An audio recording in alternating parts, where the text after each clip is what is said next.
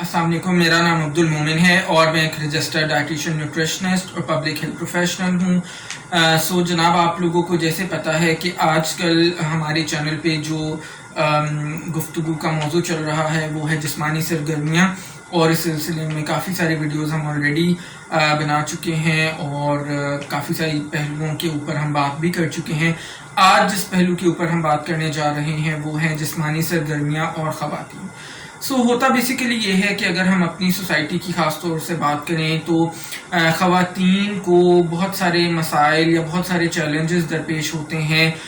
बनिस्बत मर्द हजरात के, जब हम बात करते हैं जिस्मानी सरगर्मियों की या किसी भी और काम की। क्योंकि जब हम जिस्मानी सरगर्मियों की बात करते हैं और ख़वातीन की बात करते हैं तो बहुत सारे शायद समाजी या सकाफती या किसी हद तक मजहबी रुकावटें भी कहना चाहिए कि उनको दरपेश होती हैं, जिसकी वजह से वो उस तरह से जिस तरह से मर्द हजरात घरों से बाहर जाकर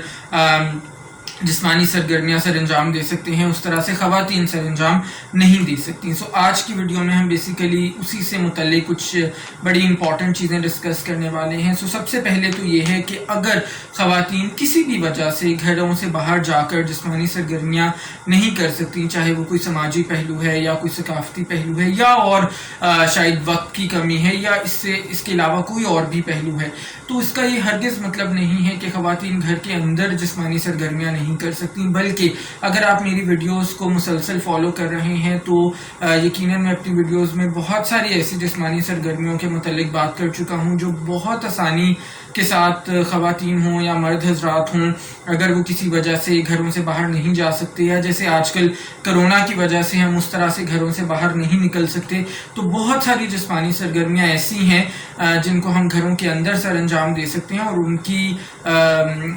उनका जो इफ़ेक्ट है हमारी सेहत के ऊपर वो बहुत ही अच्छा और बहुत ही पॉजिटिव हो सकता है। मसलन अगर हम ख़ास तौर पर ख़वातीन की बात करें, ऐसी ख़वातीन जो घरों से बाहर नहीं निकल सकती, घरों के अंदर अपने सहन में, अपने लॉन में, अपने टेरेस के ऊपर, या इवन अगर इनमें से भी कोई चीज़ अवेलेबल नहीं है, आप अपार्टमेंट सिस्टम में रहते हैं, तो अपने कमरों के अंदर आप ब्रिस्क वॉक कर सकते हैं। उसके लिए आप टाइमर लगा लें, स्टॉप वॉच लगा लें और उसी हिसाब से आप अपनी ब्रिस्क वॉक करें। इसके अलावा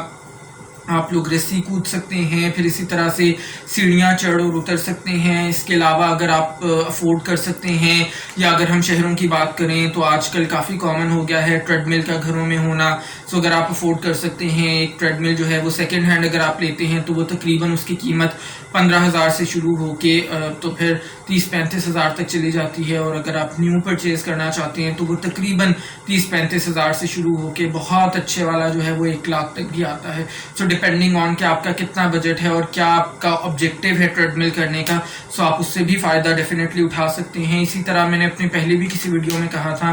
कि आप छोटे से डंबल्स एक बार किसी पुरानी दुकान से भी ख़रीद सकते हैं और बड़ी आसानी से उसके साथ स्ट्रेचिंग एक्सरसाइजेस कर सकते हैं, जिससे आपके पट्टे भी मजबूत होंगे और आपकी हड्डियाँ भी मजबूत होंगी। ये वो सारे काम हैं जो आप बड़ी आसानी से घरों में कर सकते हैं। स्क्वाट्स आप लोग कर सकते हैं, यानी उठक बैठक जिसको हम कहते हैं, उसके लिए अगेन घरों से बाहर निकलने की कोई ख़ास ज़रूरत नहीं है। और last but not the least, जो काम अक्सर घर पे ख़वातीन कर ही रही होती हैं, घर के जो काम हैं, हाउस होल्ड चोर्स जिसको हम कहते हैं, उन्हीं कामों में अगर आप थोड़ा सा जानबूझकर एक फिटनेस का या एक सेहत का, हेल्थ का एक पहलू आप इंक्लूड करना चाहें तो उन्हीं कामों को थोड़ा सा ज़्यादा टाइम लगा के, थोड़ी सी ज़्यादा एफर्ट डाल के आप कर सकते हैं, सो दैट उसके अंदर आपके ज़्यादा से ज़्यादा पट्टे इस्तेमाल हों और ज़्यादा से ज़्यादा आपकी उसमें जो तवानाई है वो खर्च हो। मिसाल के तौर पे अगर आप पोछा कर रहे हैं तो आप उसको ज़्यादा एफर्ट लगा के कर सकते हैं, उसमें वो बहुत अच्छी किस्म की जिस्मानी सरगर्मी है। इसी तरह अगर आपने झाड़ू लगाना है तो आप उसमें जो है वो वैक्यूम क्लीनर का इस्तेमाल करने की बजाय आप उसको नॉर्मल तरीके से जैसे झाड़ू के साथ हम करते होते हैं उसमें उसके साथ अपने बच्चों को भी इन्वॉल्व करें, मर्द हज़रात भी उसके अंदर अपना कंट्रीब्यूशन दे सकते हैं, सो दैट ये वो सारी एक्टिविटीज़ हैं जो जिसके लिए हमें घरों से बाहर निकलने की ज़रूरत नहीं है। इसी तरह दूसरे नंबर पे मैं ये कहूँगा कि जो बच्चियाँ इस वक्त यंग हैं, स्कूल्स में, कॉलेजेस में, यूनिवर्सिटी में ज़ेर तालीम हैं, उनको हमें ज़रूर इनकरेज करना चाहिए कि जब भी उनकी यूनिवर्सिटी, कॉलेजेस के अंदर कोई स्पोर्ट्स से रिलेटेड, कोई खेलों से मुतल्लिक कुछ सरगर्मियाँ हों तो उसमें ज़रूर वो हिस्सा लें। اس سے اندر بہت ساری کوالٹیز بھی پیدا ہوتی ہیں، ان کی صحت تو بہتر ہوگی، اس کے علاوہ اسپورٹس شپ ان کے اندر ڈیولپ ہوگی، اور وہ زندگی میں ہارنا بھی سیکھیں گے. ضروری نہیں ہے کہ زندگی میں ہم چاہے جتنی بھی محنت کر لیں تو ہم 100% ہی کامیابی ہمیں ملے. کچھ بار ہمیں ہار کا سامنا بھی کرنا پڑتا ہے، تو وہ چیز بھی کھیلوں کی سرگرمیوں میں حصہ لینے سے بڑی اچھی جو بچیاں ہیں وہ سیکھ سکتی ہیں. اور اسی طرح تیسرے نمبر پہ جو چیز بڑی امپورٹنٹ ہے وہ میں ضرور مینشن کرنا چاہوں گا کہ عام طور پر خواتین کے اندر اگر ہم بات کریں تو ورک لوڈ بہت زیادہ ہوتا ہے. صرف گھر کے کام بھی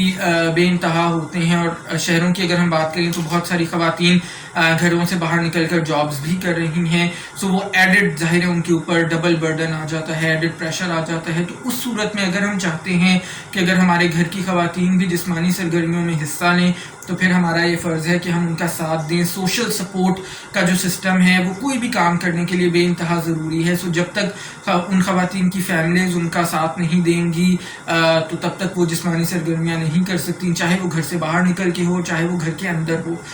سو اس کے لیے ہم سب کا فرض ہے کہ ہم گھر میں رہنے والی خواتین کا ساتھ ضرور دیں، کیونکہ یہ بات یاد رکھیے گا اگر گھر کی خاتون